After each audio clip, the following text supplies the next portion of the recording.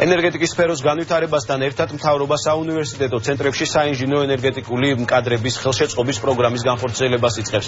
ტექნიკური უნივერსიტეტის ბაზაზე სასწავლო ლაბორატორიის აღჭურვის შემდეგ ენერგეტიკის სამინისტრო კვალიფიციური სპეციალისტების მომზადებას გეგმავს.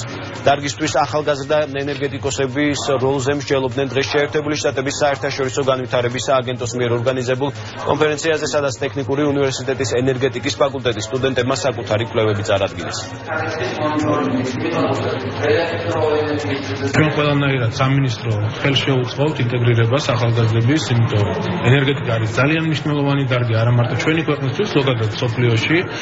ჩვენ მე არაერთხელ გამიკეთებია განცხადება ამასთან დაკავშირებით, ჩვენი ხელისუფლება, ჩვენი მთავრობა ყველაფერს გააკეთებს იმისთვის, რომ მაქსიმალურად გამოვიყენოთ რესურსები, რომელიც ქვეყანას გააჩნია იმისთვის, რომ საქართველო გახდეს ენერგოდამოუკიდებელი და ექსპორტიორი ქვეყანა ელექტროენერგიის. ამისთვის ძალიან მნიშვნელოვანია ზუსტად ასეთი ახალგაზრდების, გულანთებული ახალგაზრდების ჩართულობა ასეთ მნიშვნელოვანი პროექტების განხორციელებაში. დასაკვირველია ყველა არა, მაგრამ უკვე მსხვილი კომპანიები კარგად ხვდებიან, რომ თუ აი აქ არ მომზადდა სტუდენტი, მათ გაცილებით ძვირი უჯდება შემდგომ ამ სპეციალისტების მომზადება და გადამზადება. ჩვენ ნენმიდის გადავეცით საკმაოდ დიდი ნუსხა იმ ლაბორატორიებისა, რომელიც აუცილებელია, რომ შეძენილი იქნას, ჩამოტანილი და დამონტაჟებული ჩვენთან, რომ ჩვენმა სტუდენტმა პირდაპირ უშუალოდ ყოველგვარი გადამზადების, ყოველგვარი სტაჟირების გარეშე შესწოს ქუსლა სამსახურში და მუშაობის დაწყება.